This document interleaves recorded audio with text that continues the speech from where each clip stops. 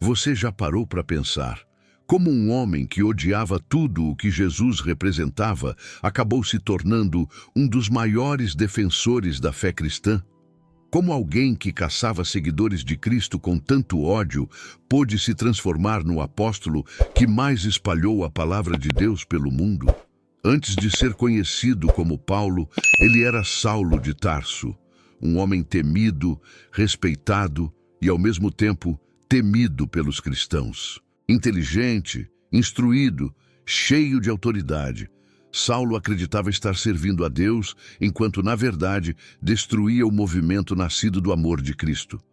Imagine o cenário: prisões, açoites, famílias separadas, homens e mulheres arrastados pelas ruas apenas por acreditarem em Jesus. E no comando dessas perseguições estava Saulo.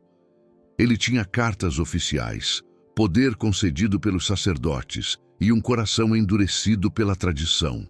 Mas o que faria um homem assim mudar completamente de lado? O que poderia quebrar o orgulho de um perseguidor e fazê-lo se curvar diante da fé que ele tentava destruir? Essa é a história de uma transformação impossível aos olhos humanos, mas que revela o poder divino de mudar até o mais endurecido dos corações. E talvez o mais intrigante, porque Deus escolheria justamente o inimigo número 1 dos cristãos para ser seu mensageiro? Há mistérios que só a fé explica, e essa jornada está apenas começando.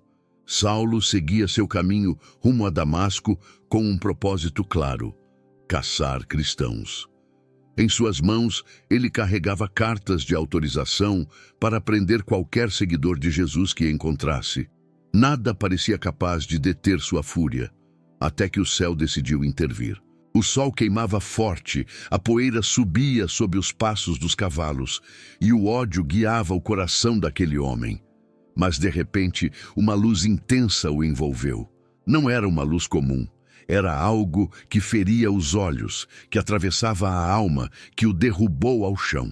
E então uma voz ecoou dos céus: Saulo, Saulo, por que me persegues?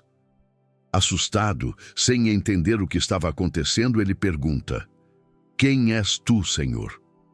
A resposta veio como um trovão de verdade: Eu sou Jesus, a quem tu persegues. Imagine o impacto dessas palavras.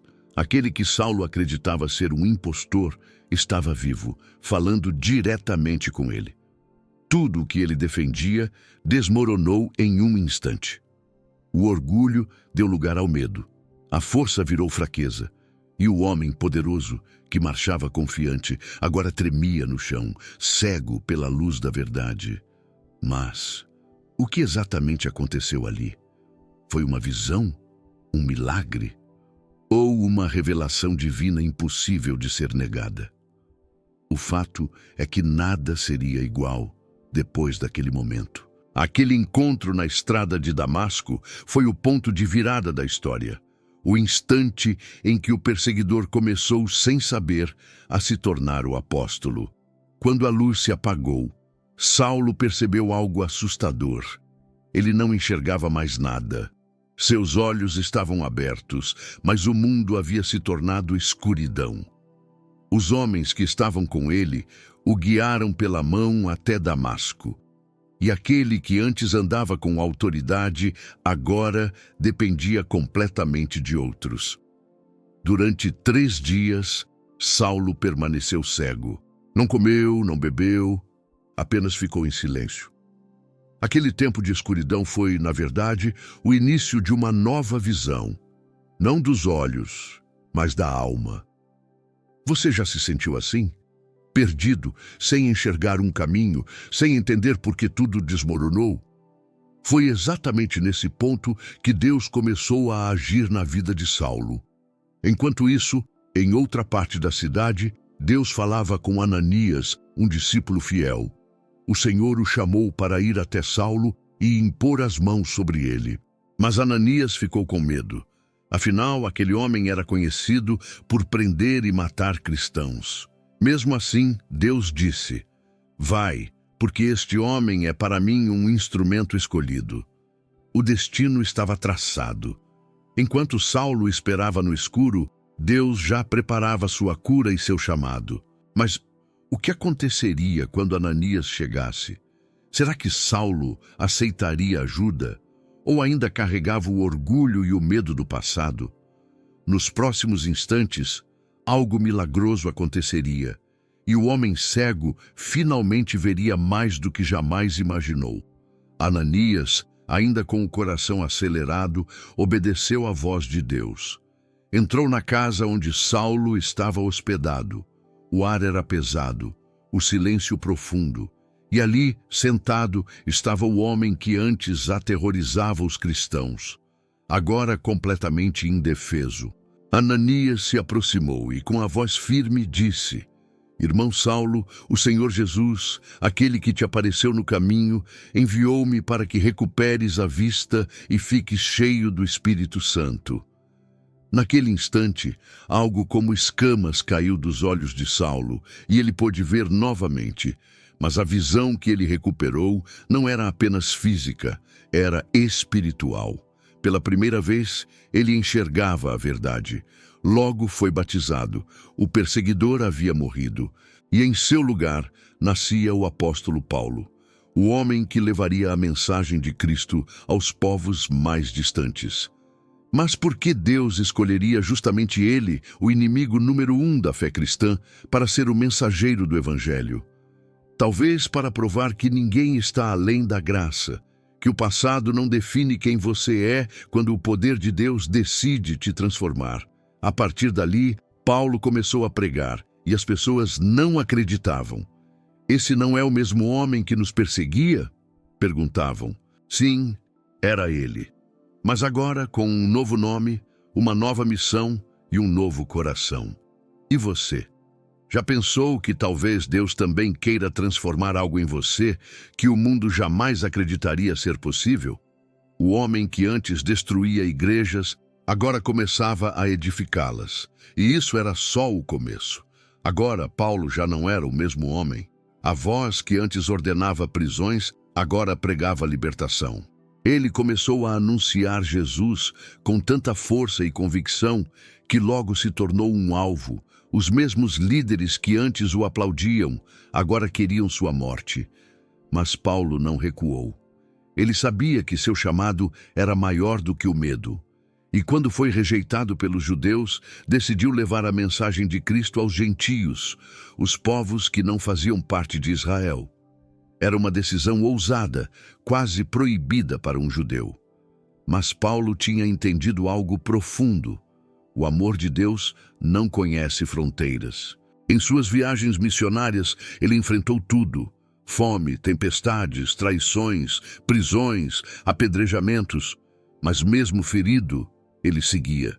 E a cada cidade, a cada alma tocada, ele via o poder de Deus se manifestar.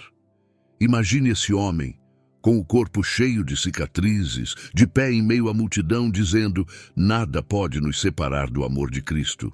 Quantos de nós continuaríamos acreditando depois de tanto sofrimento? Quantos seguiriam pregando depois de serem apedrejados por aquilo em que acreditam? Paulo não pregava por fama, nem por poder. Ele pregava por amor, por obediência, por fé. E a mensagem que ele espalhava começou a cruzar fronteiras, mares e gerações. Mas com isso, também vieram novas armadilhas, novos inimigos e novas provações. Afinal, como um homem acorrentado poderia libertar multidões com suas palavras? É o que veremos na próxima parte. Por onde Paulo passava, algo extraordinário acontecia. Milagres, curas, libertações e, ao mesmo tempo, perseguições e prisões.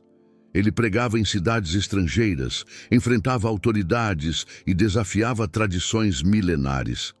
E mesmo quando era preso, ele não se calava. Em Filipos, por exemplo, Paulo e Silas foram açoitados e lançados em uma cela escura. Os pés presos em troncos, o corpo ferido, e mesmo assim, eles começaram a cantar. Sim, cantar. Em meio à dor, o louvor se tornou sua arma. E então, algo sobrenatural aconteceu. Um terremoto sacudiu a prisão, As correntes se romperam e as portas se abriram. Mas Paulo não fugiu. Em vez disso, pregou para o carcereiro, que, tocado pelo poder de Deus, se converteu ali mesmo com toda a sua família. Quem faria algo assim? Quem escolheria ficar onde podia escapar só para salvar uma alma? Paulo entendia que sua missão era maior do que sua liberdade, e por onde passava, deixava um rastro de fé. Mesmo acorrentado, ele libertava corações.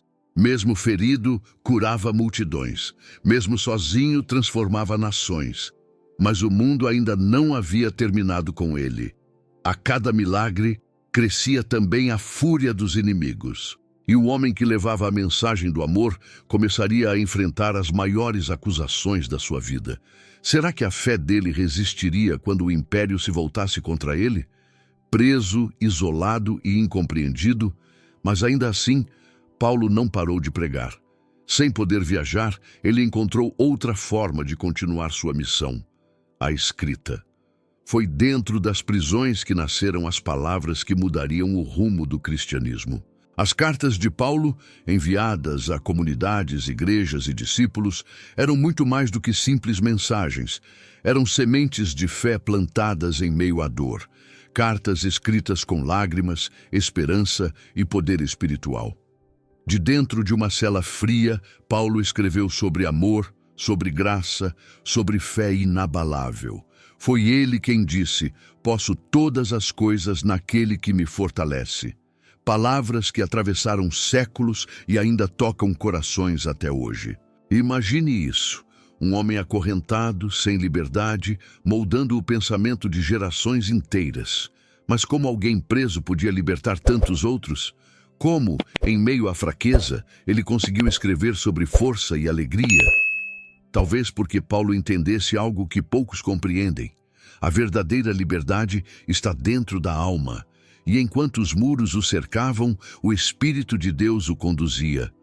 Cada carta era um testemunho vivo de que a fé não depende de circunstâncias. E talvez o mais impressionante: boa parte do Novo Testamento nasceu ali, entre correntes e solidão. Mas as palavras de Paulo começaram a incomodar os poderosos.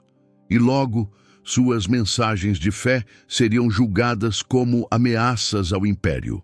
A fama de Paulo se espalhou por todo o império. Onde ele passava, multidões se reuniam, alguns para ouvir, outros para acusar. A mensagem que libertava os humildes começou a incomodar os poderosos.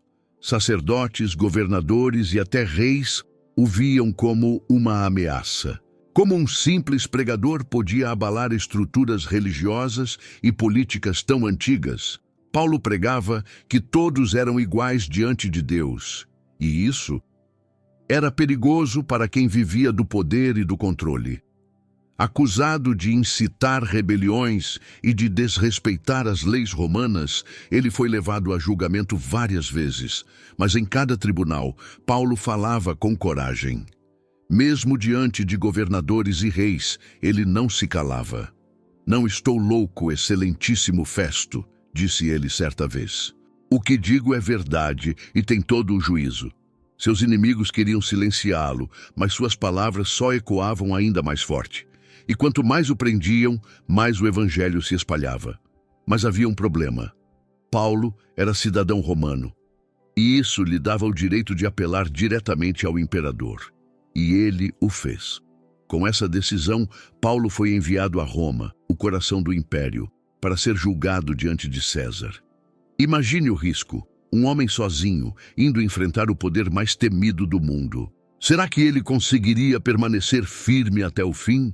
Ou a pressão seria grande demais até para o apóstolo mais corajoso da história? Roma, a cidade onde o poder parecia absoluto.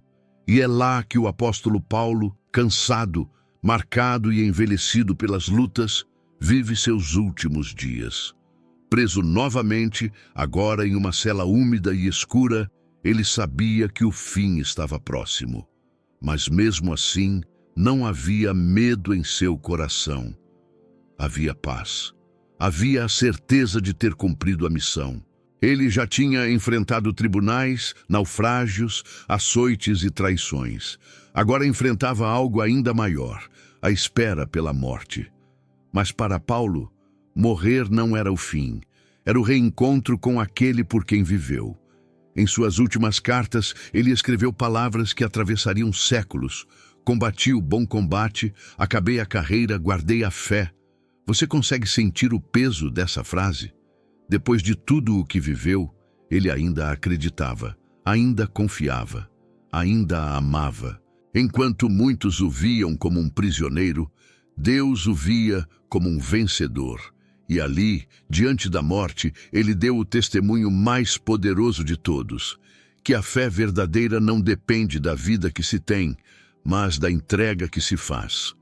A tradição diz que Paulo foi executado em Roma, decapitado por causa da fé, mas sua morte não foi derrota, foi semente, porque suas palavras continuaram vivas, ecoando através dos séculos.